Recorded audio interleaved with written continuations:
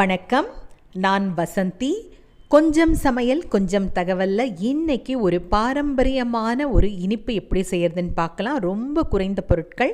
முதல்ல இதற்கு தேவையான முக்கியமான பொருள் இடியாப்பம் சேமியா அப்படின்னு சொல்லலாம் இதை. அதற்கப்புறம் எள்ளு, இதை நம்ம வறுத்து ஒன்றும் பாதியமாக தூளாக்கிக்கலாம்.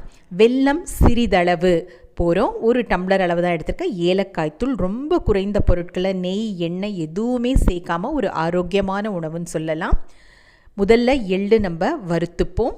நல்லா பொரிஞ்சு வர அளவுக்கு வறுத்து இதை ஒன்றும் பாதியமாக பொடியாக்கினா போகிறோம். ரொம்ப தூளாக மிருதுவாக நம்ம பொடியாக்கக்கூடாது.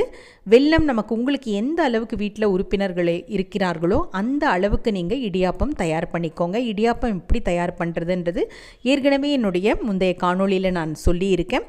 வெல்லத்தை நல்லா கரைச்சிப்போம். வெல்லம் ஒரு பிசுபிசுப்பான பதம் வரணும். ரொம்ப கம்பி பாகு அந்த மாதிரி பாகெல்லாம் வரக்கூடாது.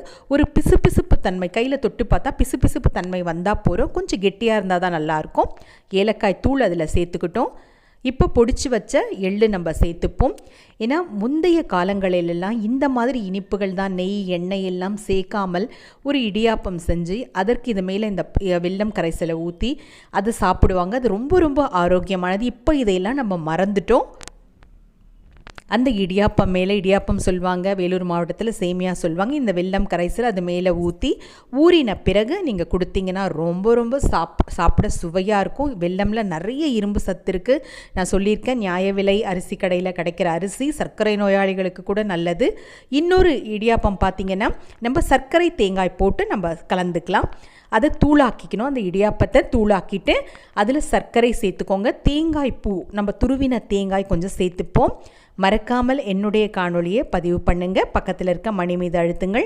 தேங்காய் எந்த அளவு வேணுமோ அந்த அளவு, கொஞ்சம் நிறைய, எந்த அளவுக்கு ஒரு இடியாப்பம் இருக்கோ அதில் 3/4 அளவு தேங்காய் சேர்த்தா தான் உங்களுக்கு நல்லாயிருக்கும். சர்க்கரை உங்களுக்கு இனிப்பு எந்த அளவுக்கு வேணுமோ சூடாக இருக்கும் பொழுதே சேர்த்துக்கோங்க. அப்போ தான் சர்க்கரை கரைந்து இதுவும் சாப்பிட ரொம்ப ரொம்ப நல்லாயிருக்கும். எல்லோருக்கும் ரொம்ப சத்தானது. குழந்தைங்களுக்கு மாலை நேரங்கள் பள்ளிக்கூடத்திலேருந்து வரும்பொழுது கட்டாயம் செஞ்சு கொடுங்க. ரொம்ப ரொம்ப சத்தான சுவையான இடியாப்பம். மீண்டும் சந்திப்போம். நன்றி, வணக்கம்.